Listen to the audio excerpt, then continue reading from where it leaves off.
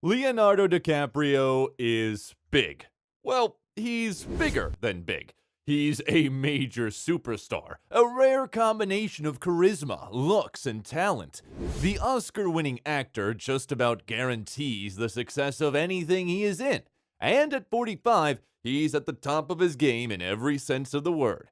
Starting with roles in television, DiCaprio broke out in a big way in 1993's What's Eating Gilbert Grape. His superstardom was confirmed in 97 when he played cheeky Jack Dawson opposite Kate Winslet's Rose in Titanic.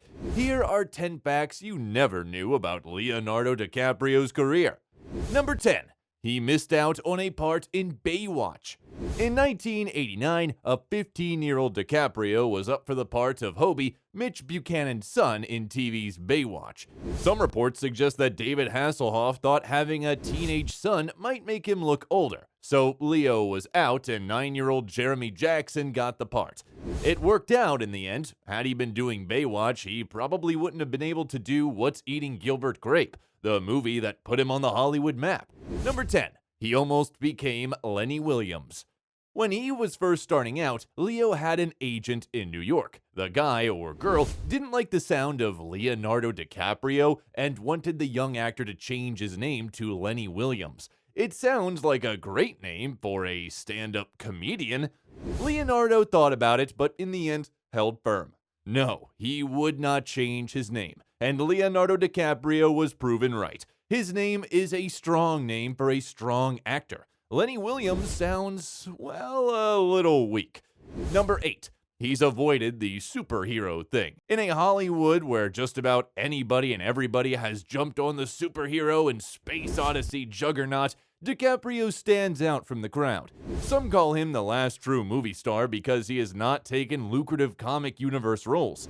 Instead, he has done movies like The Wolf of Wall Street, Titanic, and The Revenant. Some of his roles are glamorous turns, but others are gritty to the point of being difficult to watch sometimes. He goes for real, not glamour, and has earned the respect of Hollywood. He's done it all on his own terms, and that's rare in Hollywood. Number 7. One of his movies has 0% on Rotten Tomatoes. Critters 3 is a predictable movie about pesky little furry alien critters that plague mankind. The 1991 film was child star DiCaprio's movie debut, after a number of years doing television. How bad is the movie? Well, Rotten Tomatoes pegs it at a big fat 0. IMDb was a little more charitable, giving it a 4.4 out of 10. The film was released straight to DVD. We doubt if Leo even has it in his DVD collection. There are some things a guy would rather pretend not to exist, and this film is very much in that category. Number 6. He sued to stop the release of a film he was in. In 2001, a 20-something DiCaprio is appearing alongside Tobey Maguire in a film called Don's Plum. It was lower than low-budget black and white indie film. The story takes place over the space of one night as a group of friends discusses the meaning of life over the table of a diner. DiCaprio and Maguire must have known the thing was a turkey because they later sued to stop the movie's release. Its release was banned in the United States and Canada. It almost certainly a film DiCaprio would prefer to forget. Number 5. He turned down the lead role in American Psycho. Around the year 2000, DiCaprio was offered the role of Patrick Bateman in American Psycho. Bateman is a witty man-about-town type by day and a grisly serial killer by night. DiCaprio turned it down. Why? Well, some say that he was worried about the effect the shock/horror film would have on his standing with his many teenage fans. It was just a bridge too far at that juncture. It sent out the wrong messages. It ended well with Christian Bale taking on the role. Number 4. He tends to do his movies in batches. The usual pattern with DiCaprio is that he will do 2 or 3 movies over a couple of years and then take a break, freeing up time to support worthy causes and work on new projects. He is a strong supporter of environmental initiatives. Following last year's Once Upon a Time in Hollywood, he's hard at work on new projects, a batch of 3, namely The Black Hand, Killers of the Flower Moon, and Roosevelt.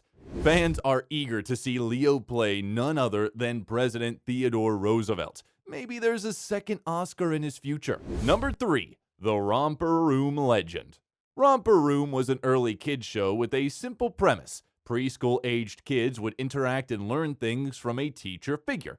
Okay, it's not exciting, but it did get going in the 1950s. Reportedly, it was Leo's favorite show. So in 1979, his mom got a 5-year-old Leonardo DiCaprio onto the show. What happened next is a little vague. Some say he was shown the door, kicked off the set. Even in interviews, Leo smirks and admits being too hard to handle. He only says he was fired from the show. Admittedly, being kicked off the set has a certain drama to it, and early on, it became part of the DiCaprio legend. Fired is about as far as we can go. Number 2. Hollywood favorites. Who has he enjoyed working with the most, though? He's gone on record on several fronts. He considers Meryl Streep the greatest actor in the world.